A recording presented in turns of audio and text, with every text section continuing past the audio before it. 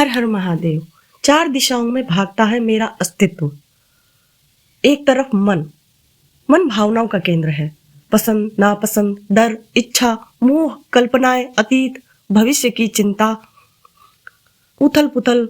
मन की सुनते हैं तो जीवन में अस्थिरता, उलझन और कभी ये कभी वो चलता रहता है।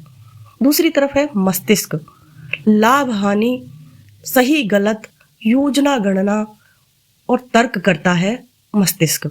केवल मस्तिष्क की सुनते हैं तो जीवन सूखा, भावनाहीन और कठोर हो सकता है।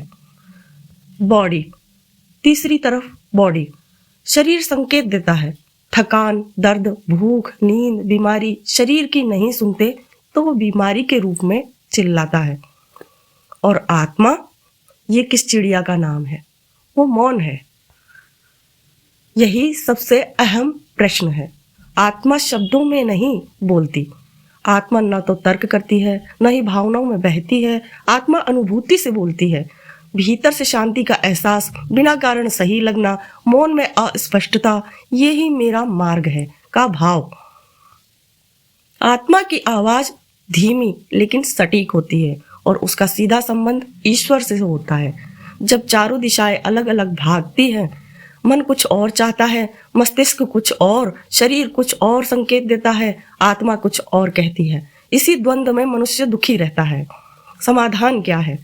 स्पिरिचुअलिटी। स्पिरिचुअलिटी कोई धर्म नहीं बल्कि आत्मा को सुनने की कला है।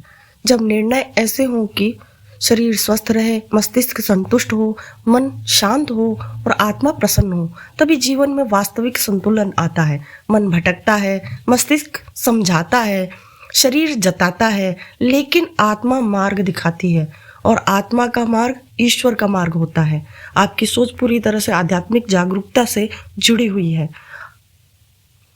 आत्मा कुछ नहीं कहती, वो अनुभव कराती है। जब मन और मस्तिष्क आमने सामने खड़े होते हैं तो जीवन युद्ध भूमि बन जाता है। कभी भाव जीतते हैं, कभी तर्क, पर हार हमेशा मनुष्य की होती है। शरीर को अनसुना किया तो वह रोग बनकर बोल उठा, पर आत्मा वह न रोग बनती है, न शोर मचाती है, वह तो बस पीछे हट जाती है। एक दिन ध्यान के मौन में मैंने उससे पूछा, तू बोलती क्यों नहीं? उत्तर शब्दों में नहीं आया, पर भीतर अद्भुत शांति उतर आई। न डर था, न लालच, न भ्रम, बस एक स्पष्टता थी। यही सत्य है, यही मार्ग है। तभी समझ आया, आत्मा कोई चिड़िया नहीं जिसे आंखों से देखा जाए, वह तो त्रिनेत्र की दृष्टि है।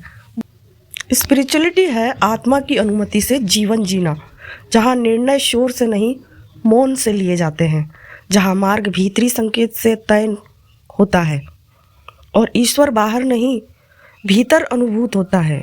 मन भटके कोई बात नहीं, मस्तिष्क प्रश्न करे ठीक है, शरीर थके आराम दो, पर आत्मा को मत छोड़ो, क्योंकि आत्मा छूटे तो मनुष्य जीता तो है पर जागता नहीं। त्रिनेत्र कहता है, जो आत्मा को सुन ले उसके लिए ईश्वर को खोजना नहीं पड़ता, वह स्वयं ईश्वर की दिशा में चलने लगता है।